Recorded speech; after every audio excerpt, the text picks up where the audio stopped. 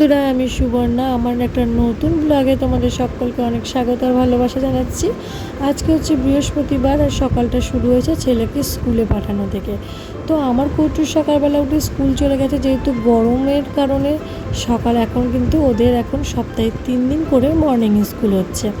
তো ও চলে গেছে সকালবেলা স্কুলে। আর ওই স্কুল চলে যাওয়ার পর আমি ঘরটর ঝাড় দিয়ে ফ্রেশ হয়ে দুপুরে জল টল দিয়ে চলে এসেছি একদম ছুটে রান্নাঘরে। সকালবেলা আমার যেটা কাজ সেটাই করতে, রান্না করা। যেহেতু আমার বড়মশাই সকাল 9টার সময় অফিস বেরিয়ে যাবে, তো আমাকে তার মধ্যে রান্না কমপ্লিট করে তাকে টিফিন দিতে হবে। আর এদিকে আজকে রান্না হবে হচ্ছে পটল দিয়ে, সোয়াবিন দিয়ে, আলু দিয়ে তরকারি, আর কুমড়ো দিয়ে, বাদাম দিয়ে, পেঁয়াজ লঙ্কা দিয়ে ভাজা আর ভাত। তো প্রথমে আমি এখানে সোয়াবিন আলুর তরকারিটা বসিয়ে দিলাম। আর এর মধ্যে আমি দিয়েছি আদা জিরে বাটা আর কাঁচা লঙ্কা চিড়ে দিয়েছি। বেশ কষা কষা করে কষিয়ে নিয়ে তারপরে জল দিয়ে দিচ্ছি। আর এই হচ্ছে আমার সোয়াবিন পটল আলুর তরকারির ফাইনাল লুক। কেমন হয়েছে দেখতে অবশ্যই কমেন্টে জানাতে ভুলো না বন্ধুরা। আর এরপরে আমি বসাবো হচ্ছে কুমড়ো ভাজাটা। আর কুমড়ো ভাজাটা করার জন্য কড়াইটাকে আমি প্রথমে ভালো করে ধুয়ে নিয়েছি। আর এদিকে পেঁয়াজ লঙ্কা কুমড়ো সমস্ত কিছু ভালো করে কেটে নিয়েছি। তো ফাইনালি আমার রান্নাবান্না কমপ্লিট হয়ে গেছে।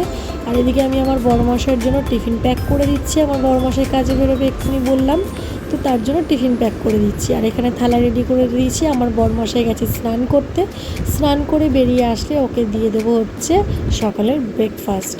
আর হ্যাঁ, এই ভাজাটা কেমন দেখতে হয়েছে কমেন্টে জানাতে ভুলো না।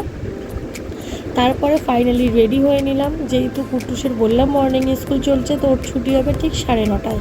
আর আমার বড়মশাইও ঠিক তার কিছুক্ষণ আগেই বেরোচ্ছে, তা ওকে বললাম চলো আমাকে একটু রাস্তা অবধি ছেড়ে দেবে, তারপর আমি ওখান থেকে অটো করে চলে যাব। আর তারপর রাস্তা থেকে তুলে নিয়েছি আমার বান্ধবীকে, ওর মেয়েও আমার ছেলের স্কুলে পড়ে। তো আমরা তিনজনে মিলে বেশ আনন্দ করতে করতে রাস্তা অবধি যাব, গল্প করতে করতে। আর সেখান থেকে অটো ধরে যাব ছেলের স্কুলে। তো আমার ছেলেকে স্কুল থেকে নিয়ে আমরা বাড়ি আসছি। অটো থেকে নামলাম, ওই যে রাস্তার মুখটা দেখতে পাচ্ছ, ওখানে আমরা অটো থেকে নেমেছি। নামার পরে আমরা বাড়ি আসছি। আর কুকুসে কিন্তু আনড্রেসে স্কুল যাচ্ছে গরমের কারণে, ঠিক আছে। তারপরে আমরা সবাই মিলে 4 জনে মিলে বেশ গল্প করতে করতে, হাসি ঠাট্টা আনন্দ করতে করতে বাড়ি চলে আসলাম। আর বাইরে দেখো কি প্রচণ্ড রোদ দেখে বাড়ি আসলাম, যে এত রোদ এত গরম। বাড়ি আসে কিছুক্ষণ রেস্ট নেওয়ার পরে দেখলাম ঝমঝমিয়ে বৃষ্টি শুরু হয়েছে। আকাশের ওয়েদার ভীষণ খারাপ, পুরো মেঘলা হয়ে রয়েছে আর মুষলধারে বৃষ্টি হচ্ছে। তোমাদের কাদের কাদের ওখানে বৃষ্টি হচ্ছে অবশ্যই কমেন্টে জানাতে ভুলো না। আর বৃষ্টি দেখে তো আমারও মনটা খুব ফুরফুরে হয়ে গেল। আর সঙ্গে সঙ্গে আমি চলে গেলাম রান্নাঘর পরিষ্কার করতে। তোমরা ছোটো ছোটো ক্লিপ ভিডিওর মাধ্যমে বুঝেছো যে আমি ছিলাম না, আমি গেছিলাম হচ্ছে দীঘা। আর দীঘা থেকে আসার পর ঘর দরজা একদম এক হাঁটু হয়ে রয়েছে। তো তারপরে দেখো প্রচুর বাসন দেখতে পেলে ওগুলো রয়েছে। আর এই সমস্ত কিছু, এই যে মশলার কৌটো কাউটা যেগুলোতে আমি ডাল আমার জিনিসপত্র রাখা হয়, সেগুলো কিন্তু প্রচণ্ড পরিমাণে নোংরা হয়েছে। এক্সট্রা কাজ করে ওটা হয় না, তাই জন্য ভাবলাম যখন ধরেছি তখন এক্সট্রা কাজগুলো করে নেব। তো তারপরেই চলে আসলাম বাসন মাজতে। আর আগে বাসনটা মাজবো, বাসনটা ধুয়ে পরিষ্কার করে নিয়ে তারপরে আমি কৌটোগুলো সমস্ত কিছু ভালো করে ভিজে ন্যাকড়া দিয়ে মুছে পরিষ্কার করে তারপর আবার জায়গায় গুছিয়ে রাখবো।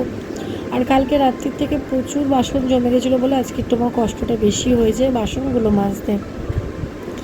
তারপরে দেখো বাসনগুলো মাজার পরে আমি কিন্তু এই জায়গাটা ভালো করে ক্লিন করে নিয়েছি। এই যে তাক দুটো, ওপরের তাকটা নিচের তাকটা ভালো করে মেজে ভালো করে ভিজে ন্যাকড়া দিয়ে মুছে নিয়ে কৌটো কাউটা সমস্ত কিছু মুছে জায়গায় খুব সুন্দর করে গুছিয়ে রেখেছি।